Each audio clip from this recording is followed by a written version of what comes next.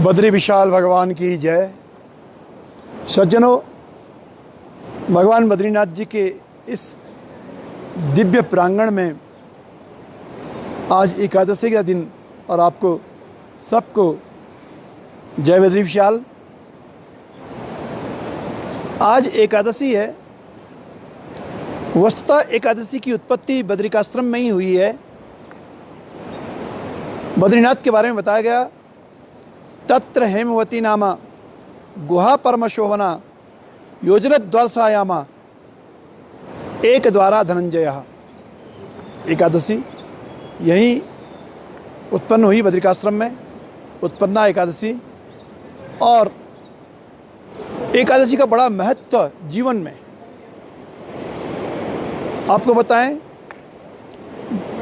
एक माह में दो एकादशी, एक कृष्ण पक्ष की, एक शुक्ल पक्ष की, और अधिक मास हो जाने पर दो और बढ़ जाती हैं, तो कुल 12 महीने में 26 एकादशियाँ अधिक मास सहित।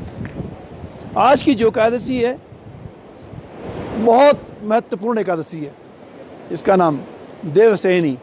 भगवान आज क्षीर सागर में शयन करते हैं। आज सुतल लोक में बलि के यहाँ शयन करते हैं। और साधु महात्मा लोग कुछ व्रत लेते हैं, कुछ नियम लेते हैं। चातुर्मास्य व्रत आज से प्रारंभ होने की एक परंपरा है। चातुर्मास्य व्रत जो कहे गए, एकादशी के दिन से, द्वादशी के दिन से, अष्टमी के दिन से, पूर्णिमा के दिन से ये चातुर्मास्य व्रत प्रारंभ हुआ करें। और कर्कटाख्या तो संक्रांति, कर्कट संक्रांति यानी सावन संक्रांति शौरमान, ये 5वां दिन, 5 दिन में और किसी एक दिन महात्मा लोग व्रत प्रारंभ करते हैं। जप होते हैं, नियम होते हैं। 4 माह की बात होती है, या अब लोग 4 पक्ष की बात करते हैं। देवशयनी से हरिबोधनी एकादशी तक कुछ नियम होते हैं, लोग पालते भी हैं। कोई न कोई दुर्गुण छोड़ने के लोग संकल्प लेते हैं, ये काम नहीं करेंगे। महात्मा लोगों में कोई दुर्गुण होता ही नहीं है। श्रावणे वर्जे छाकम दधिभाद्रिपदे तथा दुग्धम आस्युजे मासे द्विदलम कार्तिके त्यजेत। महात्मा मैंने देखा कि सावन के महीने शाक नहीं खाते हैं, भाजी नहीं खाते हैं, हरी भाजी, कीड़ा होता है उसमें। दधिभाद्रिपदे तथा दही नहीं खाते हैं भाद्रपद मास में, भादों के महीने में। दूध नहीं पिया जाता है आश्वयुज मास से, आश्विन मास में, और दूध नहीं पिया जाता है। और द्विदलम कार्तिके, दालें कार्तिक में लोग छोड़ते हैं, विशेष तौर से मसूर की दाल लोग कार्तिक में नहीं खाते हैं। ये नियम लोग पालते हैं। आपको बताएं, भगवान अशुतल लोग चले गए हैं, इसलिए कुछ धर्म कर्म प्रारंभ होते हैं, कुछ बंद होते हैं। जप, नियम, कथा, भागवत ये प्रारंभ होती है। और गृह प्रवेश पृष्ठा विवाह चौला व्रतबंध पूर्वम, कि व्रतबंध नहीं हो पाते हैं, विवाह नहीं हो पाते हैं, गृह प्रवेश नहीं हो पाती है, देवताओं की प्रतिष्ठा नहीं हो पाती है। ये कर्म साक्षी नारायण सूत्र लोग चले गए। बस एक दिन भगवती के नाम पर छूट मिलती है, आश्विन शुक्ल विजयादशमी, इस दिन छूट है। इसी मास से सीता दशमी विजया शुभ कर्म सुसिद्धि करी कथिता श्रवणक्षयुताम नितराम शुभदाम नृपतेस्तु गमे जय संधि करी। इसी मास से सीता दशमी विजया, ऐसा शास्त्रों में लिखा है, मुहूर्त चिंतामणि में लिखा है कि आश्विन मास की विजयादशमी को और लोग शादी ब्याह आदि करवा लेते हैं। नहीं तो कर्म साक्षी नारायण जब हरिबोधनी एकादशी होगी, उठेंगे और उठने के बाद पुनः शादी ब्याह, गृह प्रवेश, देवताओं की प्रतिष्ठाएँ ये प्रारंभ होंगी। ये चातुर्मास व्रत प्रारंभ हुए हैं। महात्मा लोग चातुर्मास में आज से मौन धारण करके जप में आ गए हैं। या 5 तारीख को गुरु पूर्णिमा है। शेष महात्मा गुरु पूर्णिमा से चातुर्मास मानते हैं। गुरु पूर्णिमा भगवान वेद व्यास जी का जन्म। हम अपने को सौभाग्यशाली मानते हैं, और आपको भी जो बद्रीनाथ से जुड़े हैं, माणा में भगवान वेद व्यास की गुफा है, सुंदर गुफा, और वहाँ वेद व्यास जी पुराण लिखे, वेदों का विभाजन किए। आज भी वहाँ जो एक गुफा है ऐसी लगती है जैसे पत्रात्मक गुफा हो गई पूरी, ऐसा लगता है। भगवान वेद व्यास अनेक शिष्यों को वहाँ पढ़ाया। और ये अध्ययन का समय है, चातुर्मास। शिष्य गुरु के शरण में जाए और गुरु के शरण में अध्ययन करे, शास्त्र अध्ययन करे, वेदाध्ययन करे। एक नहीं 18 विद्याएं यहाँ पढ़ाई जाती थी। अंगानि चत्वारा वेद चत्वारो वेदाश्च, अंगानि चत्वारो वेदाश्च, मीमांसा न्याय विस्तर धर्मशास्त्रम पुराणम च एता विद्याश्चतुर्दश। ये 14 विद्याएं महाराज, जो धर्मशास्त्र कहता है, जो हमारे प्राच्य विद्या में पढ़ाया जाता था कि 4 वेद, ऋग्वेद, यजुर्वेद, सामवेद, अथर्ववेद, 4 वेद और 6 वेदांग, शिक्षा, व्याकरणम, कल्पम, निरुक्तम, छंद, ज्योतिषम। ये 6 वेद के अंग हैं। शिक्षा है, व्याकरण है, कल्प है, निरुक्त है, छंद है, ज्योतिष है। ये 6 अंग हैं। और इसके अलावा धर्मशास्त्र है, पुराण है, मीमांसा है, न्याय है। ये 14 विद्याएं हैं। 4 विद्याएं और इसके ऊपर आती हैं, उपविद्याएं कहते हैं, जिसमें आयुर्वेदम, डॉक्टरी, आयुर्वेद शास्त्र, धनुर्वेदम, सैन्य शिक्षाएं,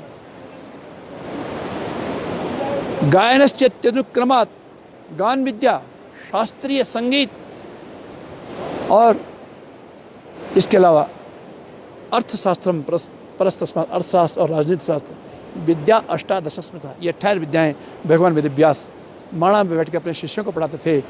यही नहीं, अपने बेटे शुकम अध्यापयामासा, अपने बेटा सुखदेव को यही भागवत की शिक्षा दी थी। और उन वेद व्यास के शरण में बैठे कुछ महात्मा बद्रिकाश्रम में भी और चातुर्मास कर रहे हैं। ये भगवान वेद व्यास जी का जन्मदिन यानी व्यास पूर्णिमा इस दिन से प्रारंभ होगा। आप सबको हार्दिक बधाई इस एकादशी की, देवशयनी की। आपको हार्दिक बधाई कुछ नियम पालने की। आप पुस्तक उठाएंगे, धार्मिक पुस्तक उठाएंगे, गीता प्रेस ने बड़ी कृपा की है, आप पढ़ेंगे, रामायण उठाएंगे और एक नियम आप बनाएंगे कि 1 घड़ी आधी में बुनियाद, 1 घंटा मिला, आधा घंटा मिला, 15 मिनट मिला, 10 मिनट मिला, 5 मिनट मिला, लेकिन आप एक नियम बनाएंगे, एक पुस्तक उठाएंगे, उस पुस्तक को आप पढ़ेंगे, समाप्त हो जाए दूसरी पुस्तक आप उठाएंगे, दूसरी पढ़ेंगे। ये सुंदर मौका होता है, ये अवसर है जीवन के। विशेष रूप से एक बात आपसे आज करना चाहता हूँ कि बद्रिकाश्रम यात्रा खुली है और लोग बद्रीनाथ आना प्रारंभ किए हैं। आज से लोग और उत्तराखंड वासी, अभी जो सरकार ने गाइडलाइन दी है हमें, केवल उत्तराखंड वासी लोग आएंगे। भगवत कृपा से सब ठीक ठाक हो जाएगा तो देश के दूसरे कोने में जहाँ जहाँ आप लोग बैठे हैं, आपको भी पूरा अवसर भगवान बद्रीनाथ जी देंगे। और जो लोग विदेश में हैं, बाहर देश में, उनको भी भगवान बद्रीनाथ जी बुलाएंगे। आपको यथासमय बुलाया जाएगा। वर्तमान में उत्तराखंड वासी आप लोग आएँ। आने के कुछ गाइडलाइंस गवर्नमेंट दी है, उसका ज़रूर आप एक बार अनुपालन कर लें, एक बार पढ़ लें। ई पास की बात आज मैंने सुनी, आप अपना रजिस्ट्रेशन कराएंगे, आपको ई पास मिलेगा।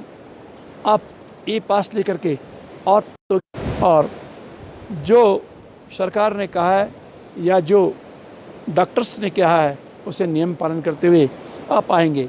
फिलहाल तो उत्तराखंड वासी आप लोग आ रहे हैं, लेकिन पूरी तैयारी और पूरे नियम के साथ। हो सकता है आप बद्रीनाथ आएँ, आप 2 रात शेष देश के कोने कोने से आने वाले लोग और दुनिया से आने वाले लोग आपको पुनः कुछ दिन बाद जैसे गाइडलाइन खुलेगी हम सूचना देंगे, आप भी भगवान के दर्शन के लिए आएंगे। इन्हीं शब्दों के साथ मैं भगवान बद्रीनाथ जी के दिव्य प्रांगण से आप सबको भगवान के दर्शन करा रहा हूँ, भगवान के सिंह द्वार के, और आपको भगवान से जोड़ रहा हूँ। आप भगवान से जुड़ें और जुड़े रहें।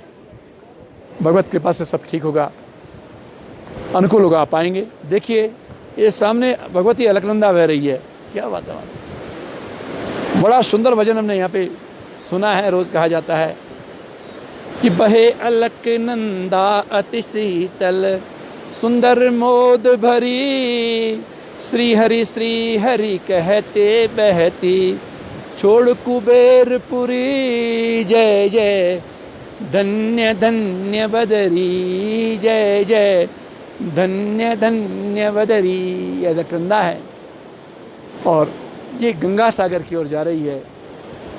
मुक्ति वाहिनी, मुक्तिदायिनी ये गंगा है। सामने ये नर पहाड़, नारायण पहाड़, सुंदर झरने बद्रीनाथ जी के, बीच में नीलकंठ पर्वत और आदित्यकायाम नर नारगिर्यो रंतर्भवायाम भवशाक्युजम, गंधमादन की इस उपत्यका में भगवान बद्रीनाथ जी ये तप कर रहे हैं। सुंदर से भगवान के झंडे ये लहरा रहे हैं।